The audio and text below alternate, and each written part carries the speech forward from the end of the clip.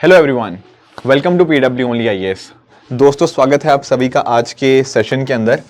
And आज हम topic discuss करेंगे जो कि 2 मार्च से लेकर 9 मार्च के बीच में, यानी कि लास्ट 1 वीक के अंदर करंट अफेयर्स में रहे हैं। हम उनको डिस्कस करने की आज के सेशन में हम कोशिश करेंगे।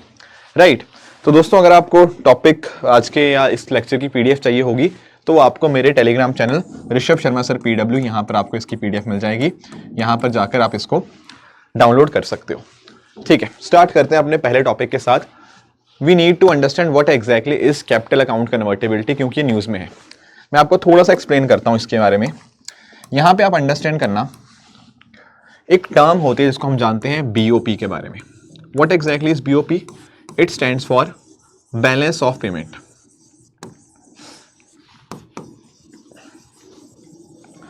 ठीक है, नाम देखो क्या है, नाम है बैलेंस ऑफ पेमेंट। देखो, जैसे ना हम चीजों का, ट्रांजैक्शंस का एक रिकॉर्ड रखते हैं, बैलेंस ऑफ पेमेंट में क्या होता है, इस देश के रेजिडेंट बाकी दुनिया के रेजिडेंट्स के साथ कितनी ट्रांजैक्शंस करते हैं, हम उनका एक सिस्टमैटिक रिकॉर्ड करने की कोशिश करते हैं। जैसे फॉर एग्जांपल, ये मेरे पास एक बॉटल है। अगर मान लीजिए ये बॉटल मैंने यूएसए से इंपोर्ट करी है, क्या किया है, यूएसए से मैंने इस बॉटल को इंपोर्ट किया है, तो एक्चुअल में मैं इसको रिकॉर्ड करने की यहां पे कोशिश करूंगा। क्यों? क्योंकि यहां पर मैं कौन हूं, मैं इंडिया का रेजिडेंट हूं। मैं इंडिया का रेजिडेंट एक दूसरे कंट्री के रेजिडेंट के साथ कोई ना कोई ट्रांजैक्शन करता है तो बैलेंस ऑफ पेमेंट में आता है। सो बेसिकली बीओपी क्या हुआ? It is nothing but a systematic record of the transactions which take place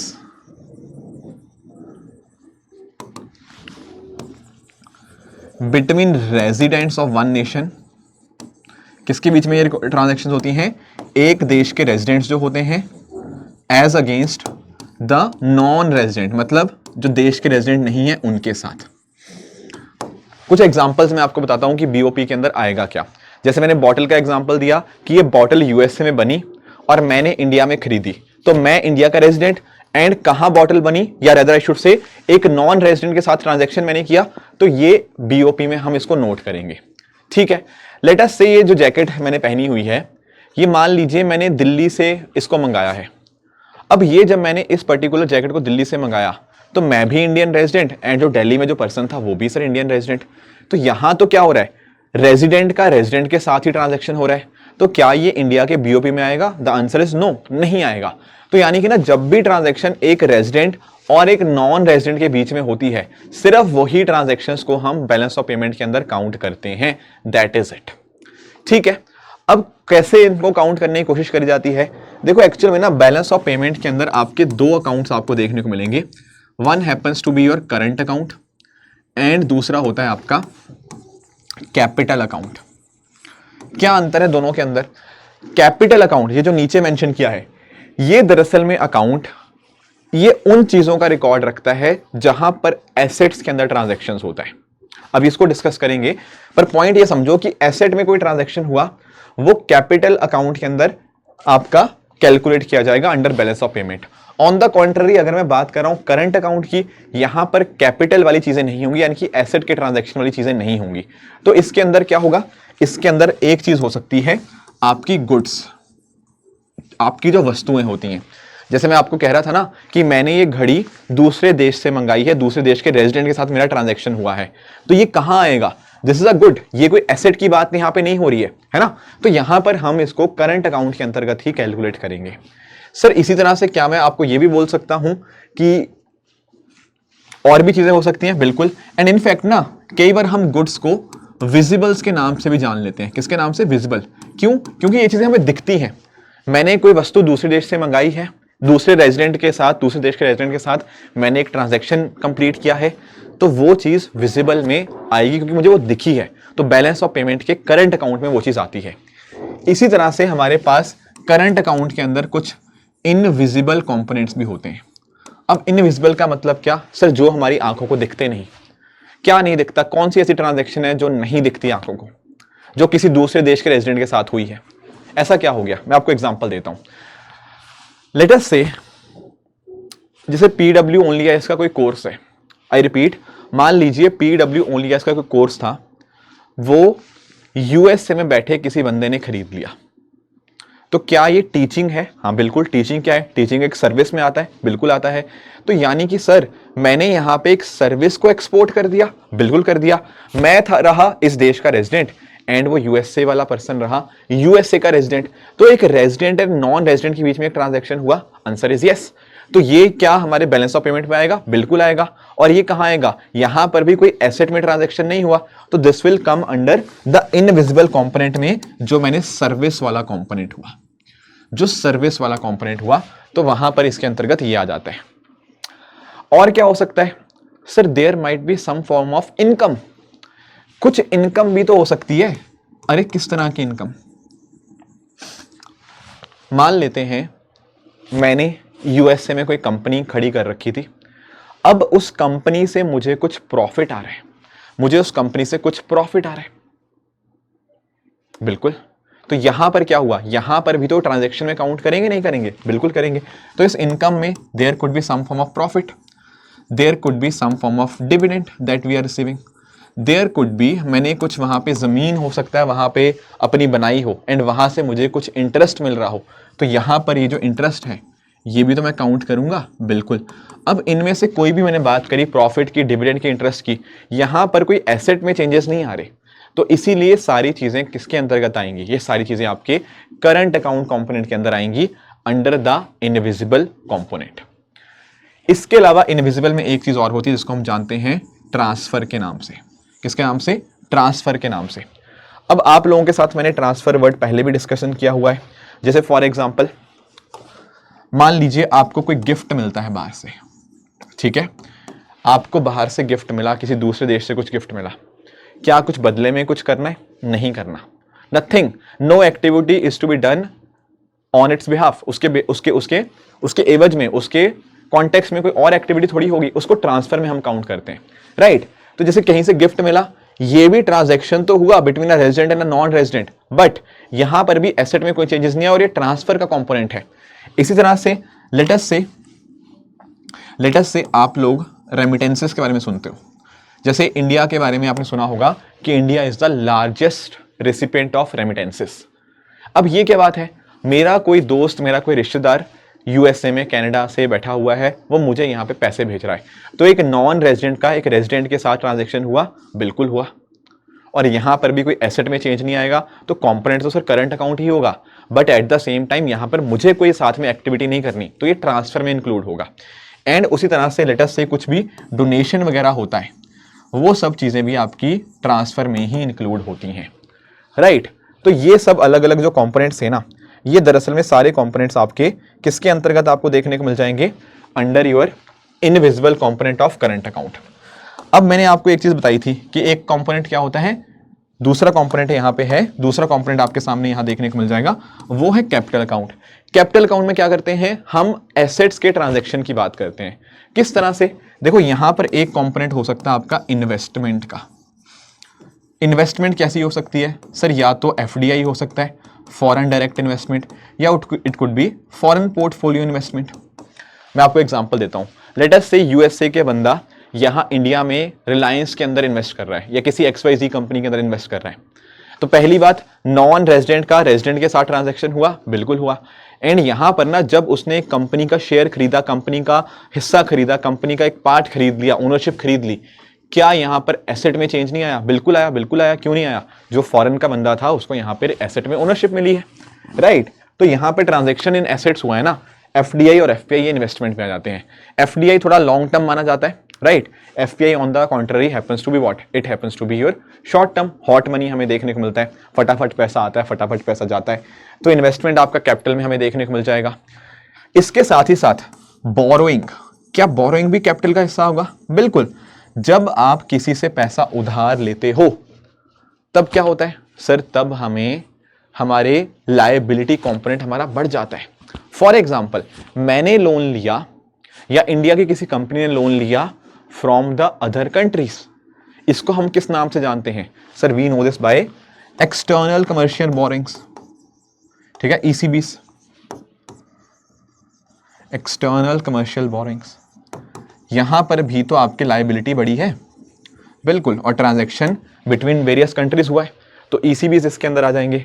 उसी तरह से हो सकता है हमारी गवर्नमेंट, हमारी जो सरकार है वो लोन ले, उसको हम सॉवरेन डेट बोल देते हैं, राइट। तो जब सरकार लोन लेगी किसी दूसरे देश से आउटसाइड इंडिया तो उसको सॉवरेन डेट बोलेंगे। एंड क्योंकि यहाँ पे रेजिडेंट नॉन रेजिडेंट का ट्रांजैक्शन है तो it will come under BOP, under the capital account. इसके अलावा अगर हम बात करना एनआरआई अकाउंट्स जो हम कई बार खुलवाते हैं वो भी आपको इसके अंतर्गत कैपिटल अकाउंट्स के अंदर देखने को मिल जाएंगे। तो this is how you divide your balance of payment. Balance of payment is simple. It is a record of all the transaction between the resident and the non-resident. उसमें एसेट के transaction भी आएंगे जिनको हम रिकॉर्ड करेंगे capital account वाले head के अंदर, एंड बाकी भी आएंगे जिनको हम अकाउंट करेंगे under current account component, right. Now हमने ये तो चीजें अंडरस्टैंड कर ली कि आखिर इन दोनों में अंतर क्या होता है, करंट अकाउंट के अंदर भी और कैपिटल अकाउंट, इनका फर्क तो हमने समझ लिया। बट पॉइंट पता क्या है, इंडिया में क्या अलाउड है, इंडिया में अलाउड है full capital account convertibility. What is allowed in India, India में अलाउड है full capital account convertibility, while on the other hand India में sorry I made a mistake, sorry I am very sorry, it is full current account convertibility, गलती से लिखो गया, full current account convertibility. And यहां पर क्या होता है, there is partial capital account convertibility,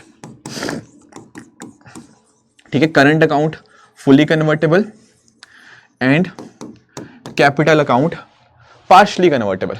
अब आप पूछेंगे सर इसका मीनिंग क्या है, full current account convertibility and capital account convertibility. मुझे बताओ आपको क्या करंट अकाउंट का मीनिंग समझ आया? हाँ सर, गुड्स सर्विसेज इन्वेस्टमेंट, आपके ट्रांसफर्स, ये सब चीजें, सॉरी इनकम, इन्वेस्टमेंट तो इधर आएगा, सर्विसेज इनकम ट्रांसफर गुड्स, ये सब चीजें कहां आएंगी, करंट अकाउंट के अंदर।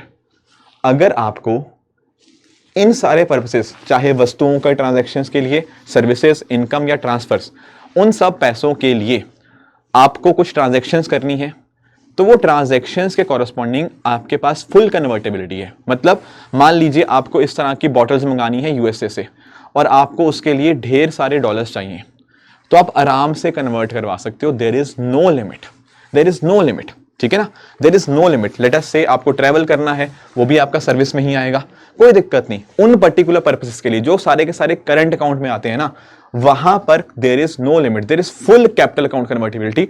आप आराम से रुपीस को डॉलर में और डॉलर्स को रुपीस में यहां पर कन्वर्ट करवा सकते हैं, आपको कोई दिक्कत नहीं आएगी। बट जब मैं बात करता हूं कैपिटल अकाउंट की, यहां पर there is a partial capital account convertibility. इसका मतलब क्या है कि यहां पर एक लिमिट है, देयर इज अ लिमिट, एक लिमिट तक ही आप करेंसी को कन्वर्ट करवा सकते हो for the purposes of capital account. I will give you an example.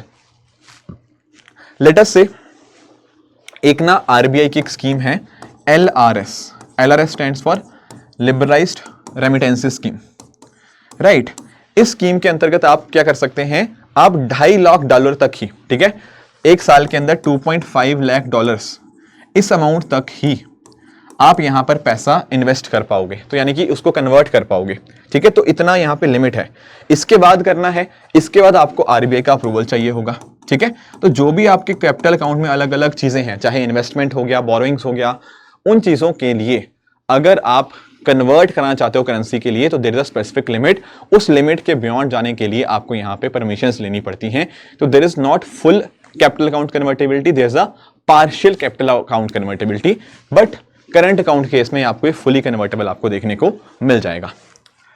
अब अगर हम नोटिस करें अभी कॉन्टेक्स्ट न्यूज में क्या था, अभी न्यूज में ये कॉन्टेक्स्ट था कि अगर हम बात करें, ठीक है, दरअसल में 49 सिविल अकाउंट्स डे सेलिब्रेट किया गया और हमारे जो 16th फाइनेंस कमीशन के जो चेयरपर्सन है ना अरविंद पंगड़िया जी, उन्होंने यहां पे ये बोला कि हमें जल्दबाजी करने की जरूरत नहीं है, India should not rush into full capital account convertibility अभी के समय के ऊपर। तो इंडिया का जो पार्शियल कैपिटल अकाउंट कन्वर्टेबिलिटी है वो सही है इनके हिसाब से। तो बाकी चीजें मैंने लिख रखी हैं, जैसे for example BOP is a record of all the transaction between a country and the rest of the world, ठीक है। बीओपी में 2 कंपोनेंट्स हैं, मैंने डिस्कस किया, current account and capital account, right. And इनके फर्दर डिटेल्स भी हमने यहाँ पे डिस्कस कर लिए, ठीक है। फिर मैंने आपको बताया था कैसे कन्वर्टेबिलिटी होती है, ठीक है। कैपिटल अकाउंट कन्वर्टेबिलिटी यहां पर कुछ केसेस में लिमिट्स नहीं है, बट अदरवाइज अगर हम बात करें ये रेगुलेटेड रहता है, एक लिमिट तक आप यहां पे कर पाओगे in case of capital account. आपके करंट अकाउंट के अंदर देयर इज नो लिमिट, ठीक है। बाकी एफडीआई, एफपीआई, रेमिटेंसेज ये सब तो हम यहाँ पे जानते ही हैं।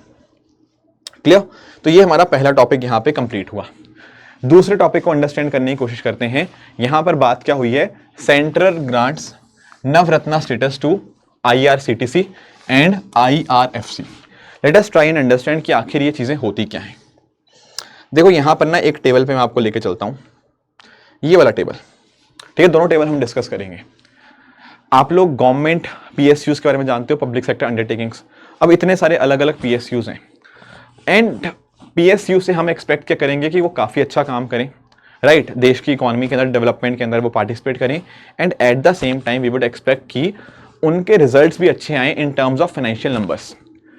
अब होता क्या है ना, गवर्नमेंट का इंटरफेरेंस हमें कई केसेस में देखने को मिल जाता है। तो गवर्नमेंट ने यहाँ पर ना अलग अलग कैटेगरीज के पीएसयूज बना रखे हैं। लेट अस से अगर कोई एक पर्टिकुलर पीएसयू है, वो कुछ पर्टिकुलर कंडीशंस को फॉलो करती है, तो हम उसको क्या प्रोवाइड कर सकते हैं, उसको ऑटोनॉमी दे सकते हैं। मतलब सिंपली ये कहने का मतलब कि अगर आप एक अच्छा काम करोगे, आपको हम फ्री हैंड दे देंगे, एक तरह से आपको ऑटोनॉमी दे देंगे कि हाँ, हर चीज के लिए हमारे पास आने की जरूरत नहीं है, आप अपनी मर्जी से चलाइए। तो उसी बेसिस के ऊपर यहाँ पर इनको अलग अलग कैटेगरीज में डिवाइड किया जाता है। जैसे फॉर एग्जांपल कुछ पीएसयूज आपको मिनी रत्ना कंपनीज देखने को मिल जाएंगी, ठीक है। तो ये इनमें भी दो कैटेगरीज होती हैं, कैटेगरी 1 और कैटेगरी 2, राइट।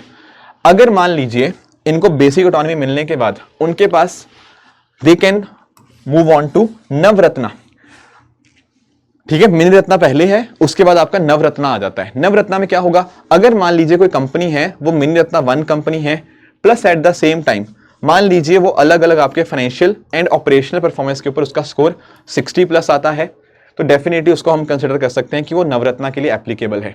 एंड अकॉर्डिंगली वो 1000 करोड़ रुपए तक का जो पैसा है या फिर 15% ऑफ द नेटवर्थ वो बिना गवर्नमेंट के अप्रूवल के यहां पर इन्वेस्ट कर सकता है। तो यानी कि ना यहां पर एक लेवल की ऑटोनॉमी बढ़ गई as compare to your mini Ratna companies. And अगर मान लीजिए कोई नवरत्ना कंपनी काफी अच्छा काम करती है, जैसे फॉर एग्जांपल उनका एनुअल टर्नओवर 25,000 करोड़ से ज्यादा होता है लास्ट 3 साल के लिए, नेटवर्थ 15,000 करोड़ से ज्यादा, नेट प्रॉफिट 5,000 करोड़ से ज्यादा, एंड उनके ग्लोबल ऑपरेशंस होते हैं ना, तो ऐसे केस में उस कंपनी को हम नवरत्ना से आपका महारत्ना कंपनी यहां पे बना सकते हैं। महारत्ना कंपनी के अंदर आपकी जो ऑटोनॉमी होती है वो और भी ज्यादा बढ़ जाती है, आप अपनी मर्जी से बहुत सारे यहाँ पे फैसले ले सकते हो। अभी क्या हुआ है, अभी ये हुआ है कि आपकी जो 2 एंटिटीज हैं, एक है आईआरसीटीसी, आप लोगों को सुना होगा, Indian railway catering and tourism corporation. आप लोग जैसे टिकट्स वगैरह बुक करते हो आईआरसीटीसी की वेबसाइट के ऊपर जाके, आप खाना वगैरह हो गया है ना, वो सब चीज़ें हैं, वो कहीं ना कहीं इसके माध्यम से कर सकते हो। ये है आईआरसीटीसी। तो मिनिस्ट्री ऑफ रेलवेज के अंतर्गत आपको ये पीएसयू देखने को मिल जाएगा और जिसको 1999 के अंदर यहाँ पे इसको बनाया गया था। इसका काम यही है, कैटरिंग हो गया, domestic and inbound rail bound tourism को प्रमोट करना हो गया। इसके वेबसाइट पे जाओगे ना तो कुछ टूरिज्म के पैकेजेस वगैरह भी इसके जरा यहाँ पे दिए जाते हैं, तो वो सब चीजें भी है, होटल्स वगैरह हो गया, उनको डेवलप करना आईआरसीटीसी की यहाँ पे जिम्मेदारी है। तो इसी आईआरसीटीसी को अभी नवरत्ना स्टेटस यहाँ पे दिया गया है। एंड इसके अलावा जो दूसरी एंटिटी है दैट इज योर आईआरएफसी, ठीक है, IRFC that is Indian railway finance corporation, इसको भी यहाँ पे नवरत्ना का स्टेटस दिया गया है। आप यहाँ पे नोटिस कर पाओगे, ये आपकी एक नवरत्ना पब्लिक सेक्टर एंटरप्राइज बन चुकी है अंडर मिनिस्ट्री ऑफ रेलवेज। अब इसका काम क्या है, इसका काम है यहाँ पे पैसे को मोबिलाइज करना, ठीक है, फंड्स को मोबिलाइज करना, ठीक है, जैसे for example domestic as well overseas capital market से, एंड उस पैसे को कहीं ना कहीं आगे इस्तेमाल करना, ठीक है। तो जैसे फॉर एग्जांपल आप इसको अंडरस्टैंड कर पाओगे, डोमेस्टिक एंड इंटरनेशनल मार्केट से पैसा ये रेस करती है एंड उसको फिर इस्तेमाल करती है रेलवे के एक्सपेंशन के अंदर या अलग अलग चीज़ों को एक्वायर करने के अंदर। एंड इनफैक्ट आप यहाँ पे नोटिस कर पाओगे, इसको यहाँ पर systemically important non deposit taking NBFC का दर्जा भी यहाँ पे मिला हुआ है and it is an infrastructure finance company under मतलब विद आरबीआई, इस तरह से ये रजिस्टर्ड है। तो ये कुछ पॉइंटर्स थे नवरत्ना स्टेटस के बारे में और आईआरएफसी और आईआरसीटीसी के बारे में जो पॉइंट्स हमें पता होने चाहिए। बात करें दोस्तों, कुछ क्वेश्चंस की बात कर लेते हैं इसके साथ ही। जैसे एक ना मैंने आपको पिछली बार एक क्वेश्चन होमवर्क दिया था, क्वेश्चन यहाँ पे ये था कि बैंक बोर्ड ब्यूरो के रिगार्डिंग यहाँ पे कौन सी स्टेटमेंट करेक्ट है। देखो मैं थोड़ा सा आपको एक्सप्लेन कर देता हूँ। एक ना पीजे नायक कमेटी बनी थी, पीजे नायक कमेटी 2014-15 के अराउंड बनती है। इसको इंश्योर करने का काम ये था कि आप जो गवर्नेंस है उसको बेहतर करिए बैंक की। अब इन्होंने उसके लिए एक बीआईसी का कॉन्सेप्ट दिया, बैंकिंग इन्वेस्टमेंट कंपनी। हालांकि इन्होंने कहा कि वो उसमें टाइम लगेगा, तो तब तक के लिए एक इमीडिएट सोल्यूशन यहां पे लाया जा सकता है जिसका नाम क्या है, BBB, बैंक बोर्ड ब्यूरो। ठीक है, इनका कॉन्सेप्ट था बैंक बोर्ड ब्यूरो का। अब बैंक बोर्ड ब्यूरो के अंतर्गत इन्होंने क्या बोला, इन्होंने बोला बैंक बोर्ड ब्यूरो के थ्रू कि यार जो हमारे पब्लिक सेक्टर बैंक्स के अपॉइंटमेंट्स होते हैं, पब्लिक सेक्टर बैंक के जो टॉप मोस्ट अपॉइंटमेंट्स होते हैं, वहां पर सरकार अपना इंटरफेरेंस ना करे एंड उनका जो अपॉइंटमेंट का रिकमेंडेशन हो वो दिया जाए बाय बैंक बोर्ड ब्यूरो। यानी कि अगर आपके टॉप मोस्ट ऑफिशियल आपके पब्लिक सेक्टर बैंक्स के वो अच्छे लोग होने चाहिए, वो प्रॉपर लोग होने चाहिए, वहां पे पॉलिटिकल इंटरफेरेंस नहीं होना चाहिए। तो इसके लिए इन्होंने बोला कि बैंक बोर्ड ब्यूरो को बनाया जाए जो रिकमेंड करेगा कि कौन यहां पे इनके टॉप मोस्ट ऑफिशियल्स बनेंगे। तो ठीक है, हमने बना दिया बैंक बोर्ड ब्यूरो। अब ध्यान में रखने वाली बात यह है कि जो बैंक बोर्ड ब्यूरो है ये रिकमेंड तो करता ही करता है कि टॉप मोस्ट ऑफिशियल्स कौन होंगे, इसके अलावा वो ग्रोथ स्ट्रेटजीज जो होती हैं कि बैंक आगे कैसे एक्सपेंड कर सकते हैं, बाकी सब चीजें वो भी यहां पे रिकमेंड करता है। But important point is bank board bureau is not a statutory body, ठीक है, किसी एक्ट से नहीं बनी है, तो इसके लिए ये बात भी है। एंड दूसरा, ये एक रिकमेंडेटरी बॉडी है, ये रिकमेंड करेगी, आगे मिनिस्ट्री ऑफ फाइनेंस फिर फाइनल उसके ऊपर अप्रूवल देता है। कौन है इसके गवर्नर? अभी प्रताप भानु शर्मा जी हैं जो इसके यहां पे आपको गवर्नर देखने को मिल जाएंगे। पर एक बात आपको और ध्यान में रखना है कि बैंक बोर्ड ब्यूरो अब एग्जिस्ट नहीं करता, कुछ लीगल मसला था, ठीक है, जैसे मैं आपको बता देता हूं, दिल्ली हाई कोर्ट के अंदर कुछ इशू चला गया था कि यहां पर बैंक बोर्ड ब्यूरो के पास पावर नहीं है आपकी जो पब्लिक सेक्टर इंश्योरेंस कंपनीज हैं उनको रिकमेंड करने के लिए। यानी कि हम बैंक बोर्ड ब्यूरो के थ्रू हम पब्लिक सेक्टर बैंक्स के टॉप मोस्ट ऑफिशियल्स को तो रिकमेंड करते ही थे, उसी तरह से आपकी जो पब्लिक सेक्टर इंश्योरेंस कंपनीज हैं उनको भी करना स्टार्ट कर दिया। बट क्योंकि उसके रिगार्डिंग लीगल चैलेंजेस आ गए थे, तो हमने क्या किया, बैंक बोर्ड ब्यूरो की जगह एक नई बॉडी बना दी, FSIB, financial services institution bureau. इसके अंतर्गत हमने वो सारे काम किए जो बैंक बोर्ड ब्यूरो के अंतर्गत थे। मतलब ऐसा समझ लो कि बैंक बोर्ड ब्यूरो की जगह एक नई बॉडी बना दी गई, FSIB, जिसके पास पावर्स हैं कि वो पब्लिक सेक्टर एंटरप्राइजेस में जो आपकी इंश्योरेंस कंपनीज हैं उनके भी टॉप मोस्ट ऑफिशियल्स को रिकमेंड कर पाए। अब अगर आप इस क्वेश्चन की तरफ आएंगे जो मैंने यहाँ पे आपको दिया था, यहाँ पर पहला स्टेटमेंट कह रहा है गवर्नर ऑफ RBI इसके चेयरपर्सन होते हैं। नहीं, बिल्कुल ही गलत है। यहाँ पे हमने देखा प्रताप भानु शर्मा जी जो हैं, ठीक है, वो यहाँ पे इसके चेयरपर्सन है। दूसरा कह रहा है कि बैंक बोर्ड ब्यूरो रिकमेंड करता है, यस दिस इज करेक्ट। तीसरा कह रहा है यहाँ पे कि उनकी स्ट्रेटजीज डेवलप करने के अंदर या कैपिटल रेस करने के प्लान्स के अंदर उसकी मदद करता है, बिल्कुल ये बात भी ठीक है। तो पहला गलत था, दूसरा और तीसरा ठीक है, तो option number B 2 and 3 is the right answer. एक और मैंने आपको लास्ट टाइम होमवर्क दिया था, वो यहाँ पे था, ये तो चलो हो गया डिस्कस। एक और मैंने आपको होमवर्क दिया था UCBs के बारे में, अर्बन कोऑपरेटिव बैंक्स के बारे में। देखो आप लोग जानते होंगे कि जब हम बात करते हैं ना कोऑपरेटिव बैंक्स की, तो कोऑपरेटिव बैंक में सबसे बड़ी समस्या क्या आती है, वो आती है डुअल कंट्रोल के रिगार्डिंग या डुअल रेगुलेशन आप इसको कह सकते हो। इसमें क्या समस्या रहती है कोऑपरेटिव बैंक्स के रिगार्डिंग कि आपका ना जो कोऑपरेटिव बैंक है उसमें एक तो रेगुलेशन है RBI के कॉन्टेक्स्ट में एंड दूसरा रेगुलेशन है विद रिगार्ड्स टू जो स्टेट रजिस्टर ऑफ कंपनीज होते हैं, ठीक है। क्योंकि आपका जो कोऑपरेटिव वर्ड है वो कहाँ मेंशन्ड है सर, कोऑपरेटिव वर्ड मेंशन्ड है हमारे लिस्ट 2 के अंदर, ठीक है, जो आपकी स्टेट लिस्ट है उसके अंदर मेंशन्ड है। तो हर स्टेट ने अपने अपने लॉज बना रखे हैं with regards to cooperative banks. बाकी क्योंकि बैंक है तो RBI भी इसको रेगुलेट करता है, और ये डुअल रेगुलेशन की ही समस्या है कि RBI पूरी तरह से प्रोफेशनली उसको रेगुलेट नहीं कर पाता। एंड इस वजह से कोऑपरेटिव बैंक्स के अंदर बहुत बार हमें करप्शन के केसेस, स्कैम्स के केसेस देखने को मिल जाते हैं, जैसे PMC, Punjab Maharashtra cooperative bank, right, इसमें काफी सारे इश्यूज आए थे। फिर सरकार ने क्या किया, बैंकिंग रेगुलेशन एक्ट अमेंड किया 2020 के अंदर, 2020 के अंदर। एंड इस अमेंडमेंट के through, banking regulation act amendment के थ्रू हमने क्या बोला कि आपके जो अर्बन कोऑपरेटिव बैंक्स हैं और आपके जो मल्टी स्टेट कोऑपरेटिव बैंक्स हैं, UCBs and multi state cooperative banks, ये जो होंगे ना, ये अब RBI के अंतर्गत आएंगे। वहां पर RBI को ज्यादा पावर दे दी गई। क्यों? क्योंकि हमने ये रियलाइज किया कि यार ये डुअल रेगुलेशन के वाले की वजह से बहुत समस्या आ रही है, कोऑपरेटिव बैंक्स यहाँ पे फेल हो रहे हैं, they are going into various kind of scams. तो हमने बोला कि नहीं, ये जो आपके बैंक्स होंगे ये स्टेट के अंतर्गत नहीं है, RBI के रेगुलेशन के अंदर ज्यादा आएंगे। सो RBI की पावर्स को यहाँ पे काफी इंक्रीज कर दिया गया। एंड फिर UPSC ने इस पर्टिकुलर अमेंडमेंट पे क्वेश्चन भी पूछ लिया।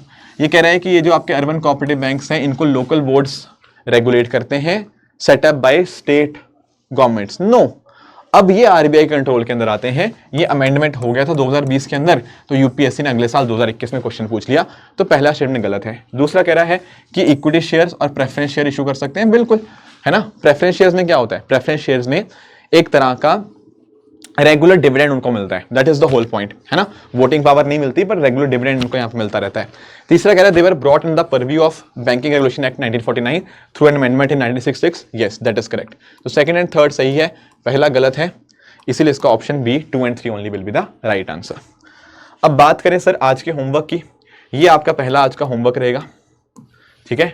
आपका यहाँ पे लेंडर ऑफ लास्ट रिजॉर्ट के रिगार्डिंग यहाँ पे क्वेश्चन पूछा गया है, तो ये आपका आज का होमवर्क रहेगा, ठीक है। इसके अलावा मैंने आपको एक और होमवर्क दिया था, ठीक है, शायद ये नहीं दिया था, इसको आप ट्राई करना, ठीक है। इसका आंसर भी है, ये सेकंड क्वेश्चन नंबर है आपका होमवर्क का, तो इसको आप ट्राई करके मुझे दोनों क्वेश्चंस का आंसर यहाँ कमेंट पे बता सकते हो, राइट फ्रेंड्स। तो ये थी हमारी आज की डिस्कशन। आई होप आपको ये सेशन अच्छे से समझ आया होगा, राइट। एंड अगर दोस्तों मैं बात करूं इसकी पीडीएफ की, तो आपको इस particular Telegram channel Rishabh Sharma sir PW पे आप जाएंगे, यहां पर जाकर आपको इसकी पीडीएफ यहां पे मिल जाएगी, ठीक है दोस्तों। तो ये था हमारा आज का सेशन। इसी तरह से आप सब लोग अपने एंड पे हार्डवर्क करते रहिए। Thank you so much for joining, all the very best, thank you so much.